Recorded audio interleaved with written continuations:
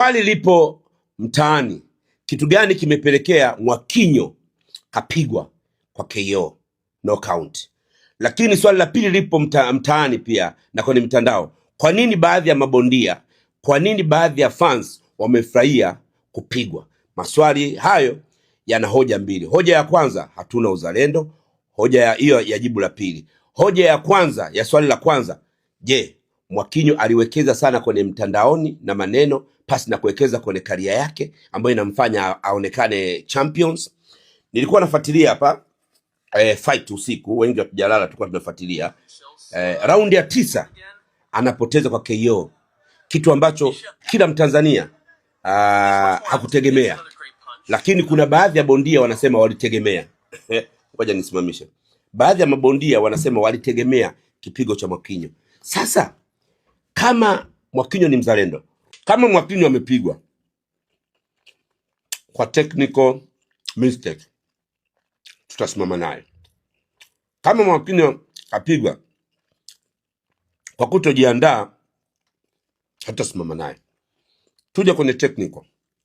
Kabla Mwakinyo hajatangaza fight yake, alikuwa anashinda sana mtandaoni kuhusiana maneno na mabondia wenzie, hasa tu Akiduka Morogoro. Lakini mbali na hapo, alijiingiza kabisa pia kwenye siasa na kutumia baadhi ya manguli wa siasa kama mfano katika fight zake, kitu ambacho sio kizuri. Ukishakuwa mwanamchezo, katika usifungamane na upande wote, uwe na line. Kama uwe na line movement, yani usifungamane na upande wote. Kwa hiyo inawezekana hiyo imemwathiri na kupenda kutrendi mtandaoni pasi na kuwekeza kwenye karia yake. Lakini la pili, hoja ya mabondia wenzie kufurahia anguko lake, maana yake inaonyeshana kabisa kuwa Mwakinyo haipo vizuri na mabondia wenzake, kitu ambacho sio kizuri.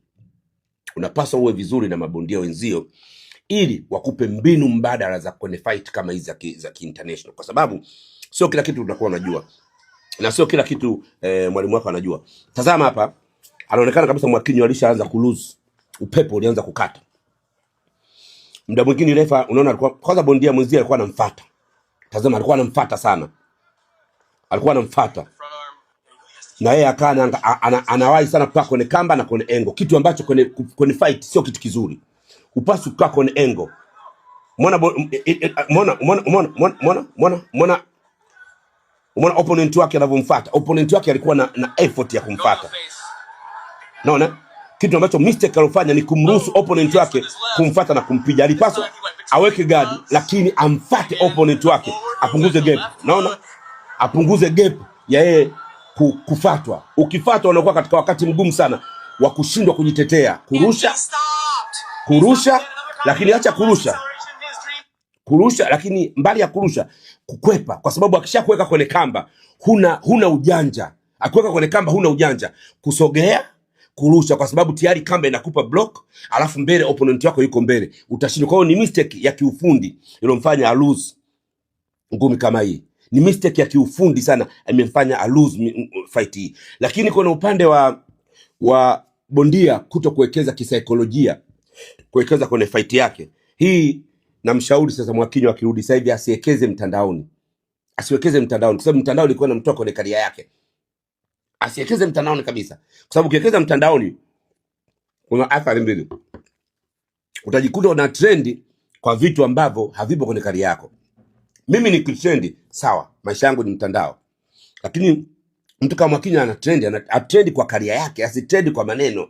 Kwanza kumrushia maneno bondia mwezi wa Morogoro, kwanza kuchota upepo wa kisiasa, kwanza kujifanya wewe ndio kila kitu, mara umekaa mtaani umempiga mtu umefanya. No, hivyo vitu hawatakii kuwepo kwenye karia yake. Ukifuatia historia ya mabondia wengi wamealign kwenye karia yao. Angalia Mayweather, Mike Tyson, wote wamealign kwenye karia zao. Huwezi kumkuta Mayweather anaanza kumchamba bondia mwenzie mtandao, na huwezi kumkuta Mayweather anaanza kujiingiza kwenye siasa na kurusha maneno ya kwenye siasa. Hataki kutumia. Kwa hiyo ni moja kati ya kitu kimemfanya aweze kulose. Sasa nini afanye? Hapo chini nipe comment yako.